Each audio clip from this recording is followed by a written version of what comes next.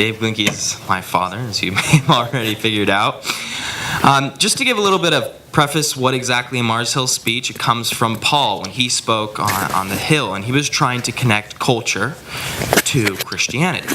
So our speech in Debate League gives the opportunity to practice this, to bring in non-believers through a popular culture such as a movie or a book. So today I'm going to give an example of one of those speeches as if I was doing it at club or as if I was doing it at a tournament. And then at the very end, I kind of like to discuss it a little bit more and why it's so important that we really do link pop culture to Christianity, because it's one of the most important ways that we can bring in non-believers to accepting Jesus Christ as their Savior. So that begins by telling a story, and that's a story. When I was younger, I used to swim a lot in the pool. Actually, I still do swim a lot in the pool. And we used to play this game, my friends and I.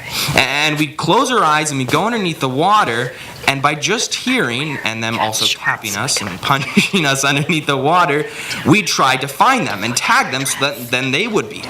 And throughout this game, we'd have to close our eyes, and my one friend, it was always really interesting because he'd always be able to find us in about a minute. And it'd take us like 10, 15 minutes. So there was either two possibilities. He was really good at this game, or he was cheating. Now, if you looked underneath the water, he was clearly cheating because his eyes were as open as our eyes. But the reason he kept his eyes open is because he was trying to find us. And the reason I tell this story is because the movie I received today is Finding Nemo. And today I'd like to discuss this movie, what it's about if you're not familiar with it, and then look at the theme of the movie. So the plot, if you're not familiar with Finding Nemo, it's about a fish and his father, and the fish's name is Nemo. And Nemo is hanging out with his friends underneath the water, and his friends find it kind of funny if he did a dare, and that dare is to touch the bottom of a boat. And when he goes to do that, he actually gets caught by fishermen, and he's scared, he's lost, he doesn't understand anything that's going on. And obviously the father of Nemo, he's scared, he doesn't understand where Nemo is. He was supposed to be back. So the entire movie is Nemo's father and another fish called Dory trying to find Nemo. So the theme, you may have already guessed it, is the idea of being lost.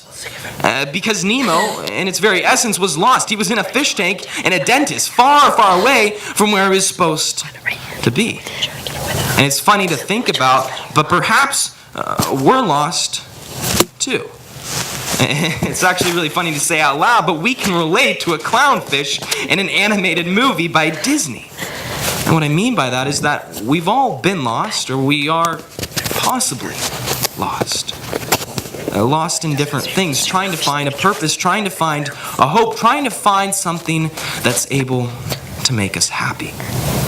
I know I have throughout my life. In my 16 years of experience living life, I've been lost. There's been times where I've hoped somebody like Nemo's father could come and find me, to give me a purpose, to bring me back to home. Actually, for the last 6 months, I've been struggling with a lot of different issues. I surrounded myself with different things, different people that I would make me happy, that would give me a purpose, that would give me a hope. But the more and more I delved into it, ironically, the more and more lost I got. And I felt more and more depressed, and I simply couldn't understand why. And that was the main question in the back of my head that kept on going on and on and on. Why? What do I have to do? You know, and it's funny because I was talking to one of my friends, actually, and he introduced the worldview Christianity. Within Christianity, if you're not familiar with it, it's the idea that there's a God of the universe, that he loves every single one of us so incredibly much. He loves us more than Nemo's father ever could.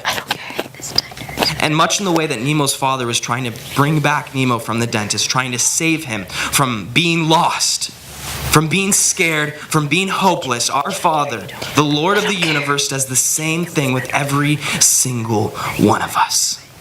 And I'm so happy today because the Father, the Lord of the universe, did that with me. And he does that with every single one. He finds you. He isn't finding Nemo. He's finding Abby. He's finding me. He's finding my grandmother. He's finding my dad. Because he loves us. And I encourage you, if you're in the state of being lost, if you're in the state of being hopeless, then I'd encourage you to look into Christianity. And perhaps you've been in a state where you have found Christianity, much like I had, but I truthfully did not believe it. I did not accept it to be my own, and it wasn't until I asked the question, what do I believe? What do I really, really believe?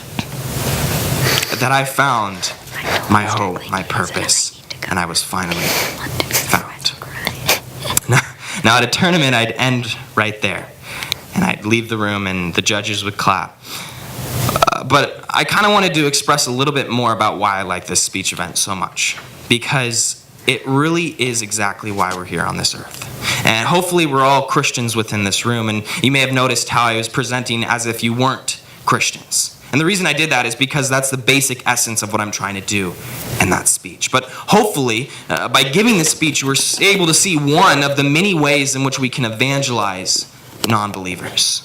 And hopefully you saw the importance of linking popular culture, understanding what's going on in the world, because it's so important to bringing those in who are lost, who are hopeless, who haven't been found. Because that's one of our many callings that God has given to us. So thank you very much for your time.